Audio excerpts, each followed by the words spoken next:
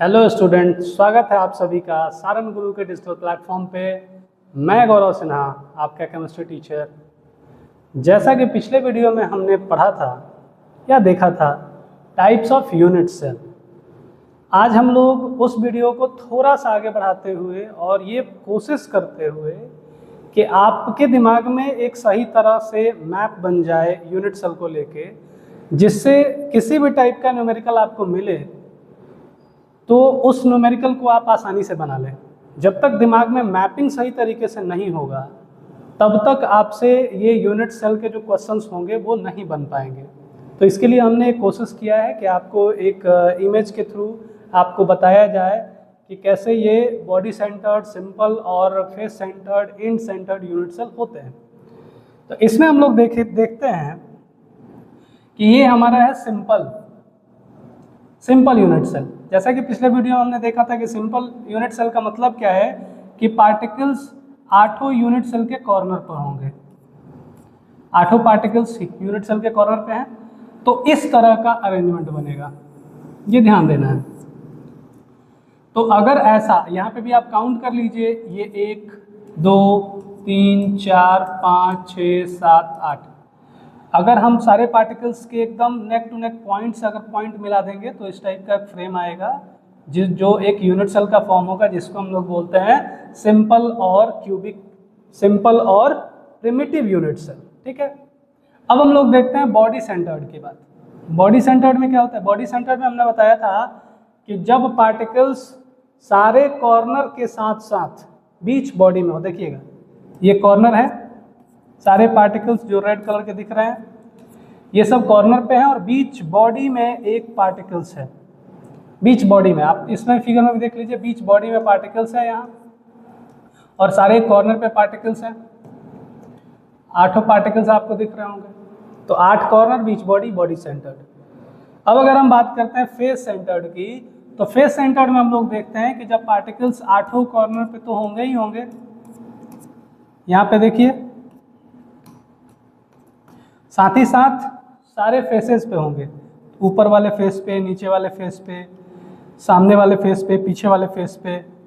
ये हो गया दाएं फेस पे, और ये हो गया बाएं फेस पे पार्टिकल्स हो गए। इसको हम लोग बोलते हैं फेस सेंटर्ड यूनिट सेल। ठीक है, एक और फिगर के थ्रू हम लोग समझ रहे हैं कि कितना कितना इसका पार्ट आता है। पार्ट के बारे में भी हमने कैलकुलेशन किया हुआ था। तो आप देखेंगे कि यहाँ पे ये हमारा हो गया सिंपल और प्रिमिटिव यूनिट सेल। ऐसे पार्टिकल्स, ऐसे यूनिट सेल बनते हैं। यानी ये जो एक स्फीयर, एक गोला है, इस गोले का कितना पार्ट है? तो ये जो पार्ट आपको दिख रहा है, ये पार्ट कितना होगा? तो हमने डिस्कस किया हुआ था कि 1/8 पार्ट होगा। यानी कि एक स्फीयर का कितना पार्ट? 1/8 पार्ट। आप देख लीजिए, इसमें भी 1/8 पार्ट है ये सब। ठीक है, इस फिगर में भी देखें तो ये बॉडी सेंटर्ड का है, ये किसका है? बॉडी सेंटर्ड क्यूब, जिसको बीसीसी बोलते हैं। ये हो गया सिंपल, तो इसको सिंपल क्यूब बोलते हैं। और ये जो है हमारा फेस सेंटर्ड है। फेस सेंटर्ड में क्या होगा? तो देखिए, ये जो आपको पार्ट दिख रहा है, ये एक स्फीयर, एक गोले का कितना हिस्सा है पता है? ये 1/2 हिस्सा है, आधा हिस्सा होगा। ये कितना हिस्सा होगा? 1/2 हिस्सा होगा। ये देखिए सारे फेसेस पे हैं, 6 फेस हैं, 6 फेस पे है, और सारे कॉर्नर से पार्टिकल्स है। तो हम लोग इसको क्या बोलते हैं? फेस सेंटर्ड यूनिट सेल बोलते हैं, यानी कि सतह केंद्रित एकक कोशिका बोलते हैं। ठीक है, और जो बॉडी सेंटर्ड होगा इसको हम लोग अंतः केंद्रित बोलते हैं। अंतः मतलब अंदर, देखिए एकदम बीच में सेंटर में लटका हुआ है। इस तरह का इसका पार्टिकल्स का अरेंजमेंट होता है। ये टॉपिक जो है हम लोगों को आगे पढ़ना होगा, इसको हम लोग क्लोज पैकिंग में पढ़ते हैं। ठीक है, तो क्लोज पैकिंग में ये सारे टॉपिक आपको पढ़ाए जाएंगे कि कैसे हम लोग पार्टिकल्स का अरेंजमेंट करते हैं। तो फेस सेंटर्ड बनेगा, बॉडी सेंटर्ड बनेगा। अब हम लोग इस फिगर से भी देखने का एक और प्रयास करते हैं कि देखिए, ये बीच में आपका दीवार है, तो दीवार में इस बॉल को हमने कितने पार्ट में बांटा? इधर जो है वो 1/2 पार्ट है, और इधर जो है वो कितना पार्ट है? 1/2, और इधर 1/2 पार्ट। यानी कि एक स्फीयर अगर हम एक फेस पर रखते हैं तो उसका कितना हिस्सा आता है, देखिएगा ये कितना हिस्सा है, 1/2 पार्ट है एक स्फीयर का। इसी तरह से अगर हम बीच में रखें तो इसका कितना हिस्सा आएगा, देखिएगा ये वाला हिस्सा, ये वाला हिस्सा कितना है, ये वाला हिस्सा है 1/8 पार्ट। कितना है, 1/8 पार्ट। ये वाला भी देख लीजिए, अब ये 4 में है तो अगर हम 1 में बात करेंगे कि 1 में कितना होगा, ये वाला पार्ट पता है, इस पर इससे रिलेटेड भी हम क्वेश्चन बना सकते हैं। तो इससे रिलेटेड जब हम क्वेश्चन बनाएंगे तो देखेंगे कि ये 1/4 है।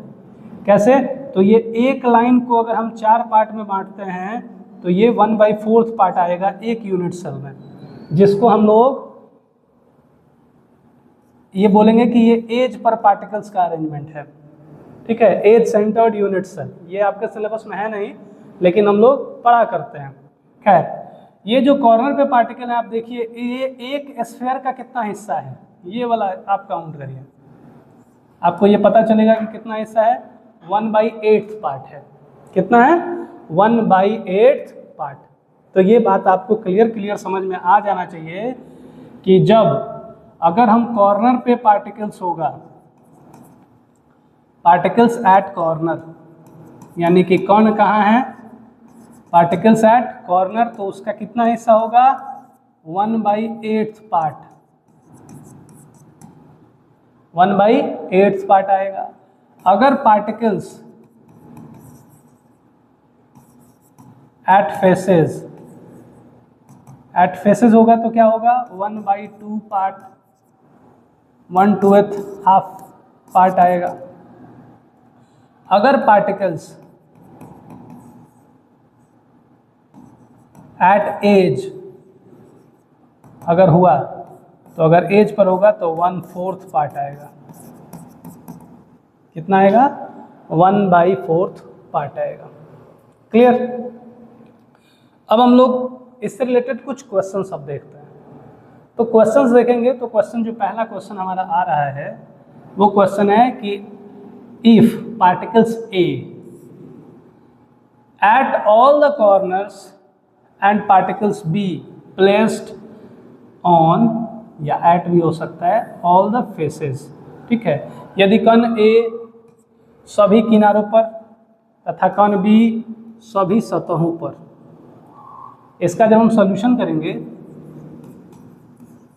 तो सॉल्यूशन करते हैं तो कैसे, पहले फिगर बनाएंगे। फिगर अगर बन जाता है आपके दिमाग में एकदम क्लियर, तो आसानी से आप इस टाइप के क्वेश्चंस को बना सकते हैं। कह रहा है कि पार्टिकल्स ए जो है वो सारे कॉर्नर पे है, पार्टिकल ए जो है वो सारे कॉर्नर पे है, ठीक ना। और पार्टिकल बी जो है, बी कह रहा है सारे फेसेस पे, बी जो है वो कह रहा है सारे फेसेस पे। आप देखिएगा B B B B B B, और इसमें क्या है, पार्टिकल्स ए है, पार्टिकल्स ए है, ठीक ना। तो इस हिसाब से देखें कि number of particles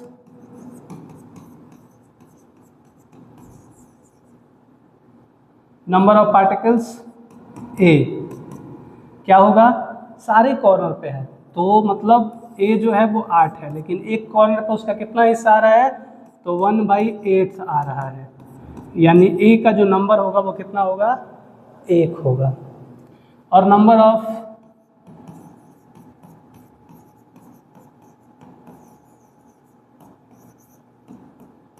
particle B जो होगा वो होगा, कितना है बी, 6 फेसेस हैं, तो 6 × और एक फेस पे कितना हिस्सा, तो एक स्फीयर का, एक पार्टिकल्स का 1/2 पार्ट, तो कितना हो जाएगा, 3। तो फॉर्मूला दैट इज देयरफॉर, या इसलिए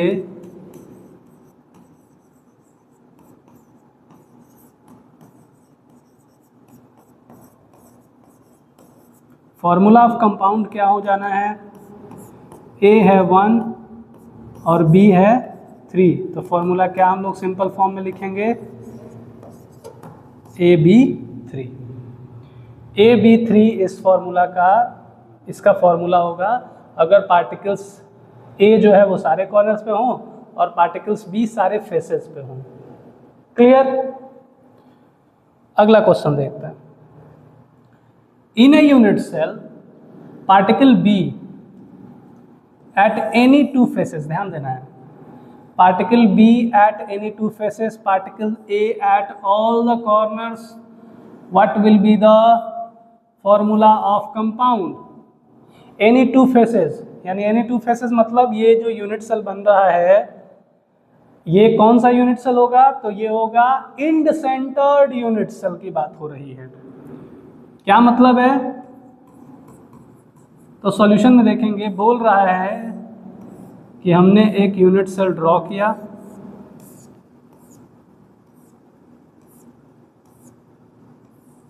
देखेंगे यहाँ इस यूनिट सेल में सारे कॉर्नर पे पार्टिकल्स है।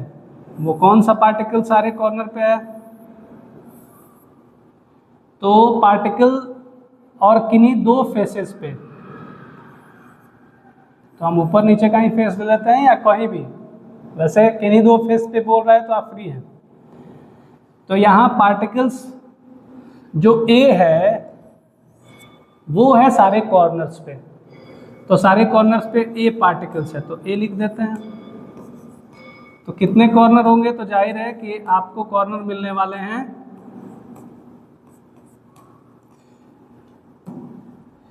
यहाँ से, कलर हम लोग ले लेते हैं वाइट, और A हो गया 8 कॉर्नर पे, और जो B है वो किन्हीं दो फेसेस पर है, तो B हमने दो फेसेस पर लिख लिया। अब हम लोग number of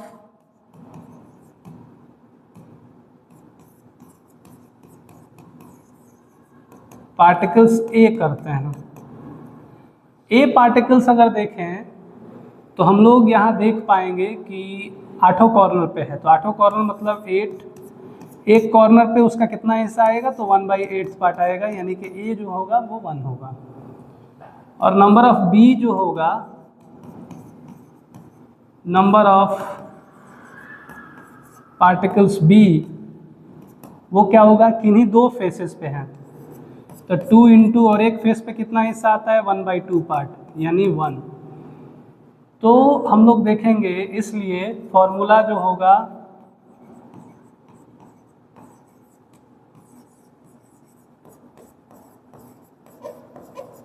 formula of compound होगा A1B1 दैट इज AB। क्या फॉर्मूला होगा? AB फॉर्मूला इसका होगा। कब? जब पार्टिकल्स A सारे कॉर्नर पे होंगे किसी यूनिट सेल के, और पार्टिकल्स B जो होगा वो किन्हीं दो फेसेस पे होगा। अब आता है तीसरे क्वेश्चन में। अगला क्वेश्चन, अगले क्वेश्चन में हम लोग देखेंगे कि in a unit cell particle A present at any 4 corners, ये ध्यान देना है। अब क्वेश्चन थोड़ा सा चेंज हो रहा है। कितना कॉर्नर है? एनी 4 कॉर्नर्स, ठीक। Particle B present at rest of the corner, यानी B जो है वो कहाँ है? रेस्ट ऑफ द कॉर्नर है। और पार्टिकल C जो है present with in the body, यानी कि बॉडी के अंदर है। ध्यान दीजिएगा, यानी किसी एकक कोष्ठिका में कण A किन्हीं दो किनारों पर, A किन्हीं 4 किनारों पर है, सॉरी यहाँ 2 नहीं है, यहाँ पे 4 है। 4 किनारों पर, कण B बाकी किनारों पर, तो बाकी कितना किनारा बच जाएगा? अगर 4 किनारे पर A है तो B कितने किनारों पर होगा? 4 पर होगा। और कण जो C है वो अंतः केंद्रित है, यानी बीच बॉडी में है, तो उसका फॉर्मूला बताना होगा या सूत्र बताना होगा। फिगर बनाते हैं, फिगर से क्लियर होगा ज़्यादा।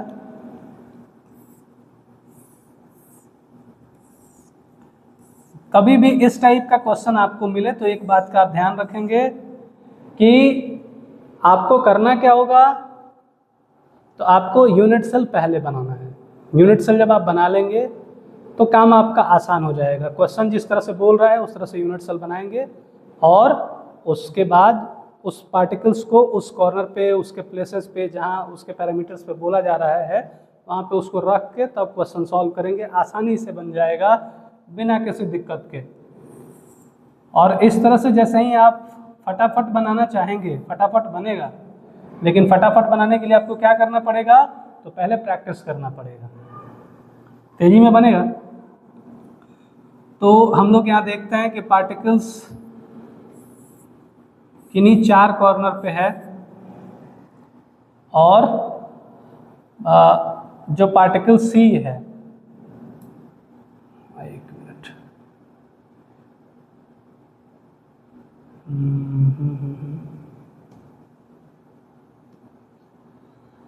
ये हो गया। बाकी जो रेस्ट पार्टिकल्स हो गया वो है। अब बीच बॉडी में पार्टिकल्स है, तो बीच बॉडी में पार्टिकल्स हो गया हमारा, ठीक है। तो बीच बॉडी में पार्टिकल्स कौन है, तो बीच बॉडी में पार्टिकल्स है सी, ठीक है। अगर हम बात करें यहाँ तो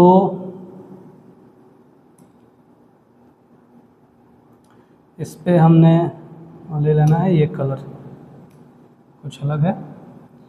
तो हम लोग यहाँ देखेंगे कि पार्टिकल्स ए जो है वो किन्हीं 4 कॉर्नर्स पे है, पार्टिकल्स बी जो है वो किसी 4 कॉर्नर पे है और पार्टिकल सी जो है वो बीच बॉडी में है। क्वेश्चन यही ना बोल रहा है।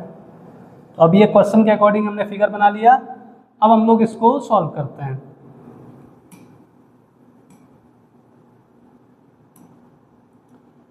तो हम लोग देखेंगे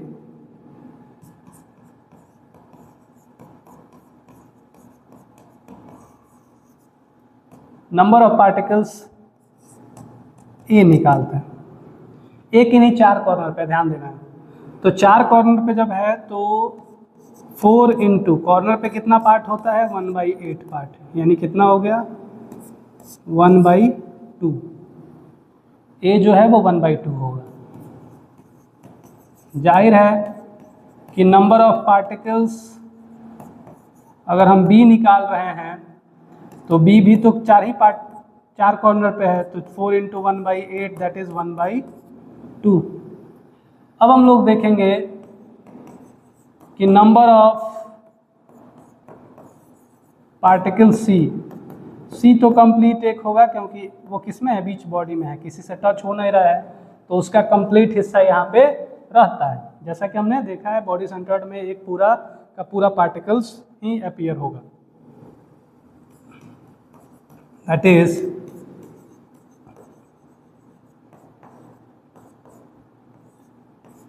फॉर्मूला ऑफ कंपाउंड क्या होने जा रहा है, देखिएगा A1/2 B1/2 C1। इसमें अगर हम 2 से मल्टीप्लाई कर दें तो क्या फॉर्मूला बन जाएगा, ABC2। कैसे हुआ ये भी समझ लीजिए। A1/2 इंटू 2, B1/2 इंटू 2 और C 1 इंटू 2, कितना हो जाएगा, ये 2 से 2 कैंसिल, 2 से 2 कैंसिल, तो ये क्या बन जाएगा A B और 1 इंटू 2 C2। इस तरह से फॉर्मूला हम लोग निकालते हैं। फ्रैक्शन में फॉर्मूला हम लोग नहीं लिखते हैं, तो इसके कारण हम कोई भी एक नंबर से मल्टीप्लाई करके एक सिंपल फॉर्म में फॉर्मूला को ला देते हैं। आगे देखते हैं। अगला जो क्वेश्चन है ये कह रहा है इन फेस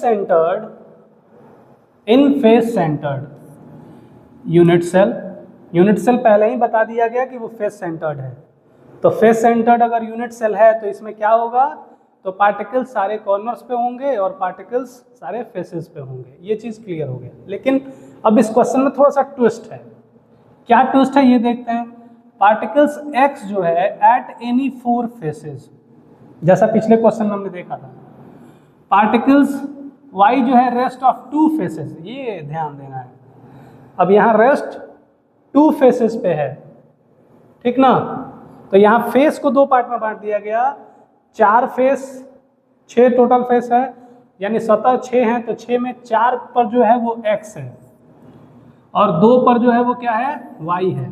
और z जो है at all the corners, z जो है वो सारे कॉर्नर्स पे है। क्लियर? फिगर बनाते हैं, समझ में आ जाएगा। यानी कि सतह केंद्रित एकक कोष्टिका, पहले ही बोल दिया गया है कि कौन सा यूनिट सेल है। कण जो x है वो किसी 4 सतह पर है और y जो बाकी 2 सतह बच रहा है उस पर है और z सारे किनारों पर है। ठीक, तो नंबर ऑफ पार्टिकल्स क्या होगा? तो जैसा हमने पीछे भी डिस्कस किया है कि सबसे पहला काम है हमारा यूनिट सेल को ड्रॉ करना।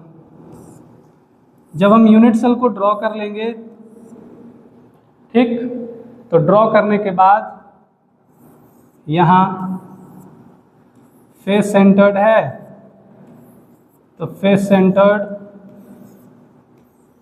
पहले 8 कॉर्नर हमने ड्रॉ कर लिया। अब हम लोग ड्रॉ करेंगे 4 फेसेस को।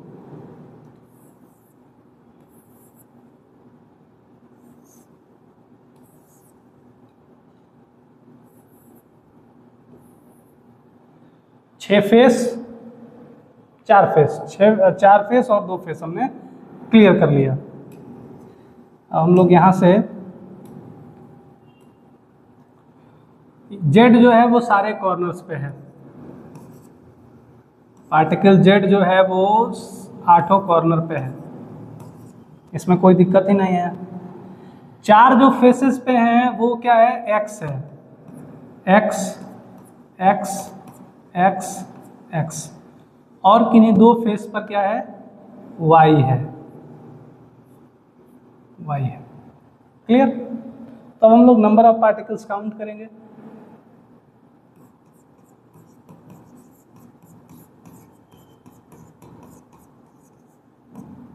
नंबर ऑफ पार्टिकल्स पहले निकाल लेते हैं x को।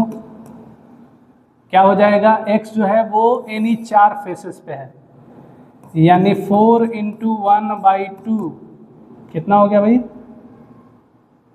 4 × 1/2 कितना, 2। समझ में आ रहा है? x जो है वो क्या है, 4 को फेस पर है, तो 4, और एक फेस पर कितना पार्टिकल होता है, कितना part, 1/2 part. Number of particles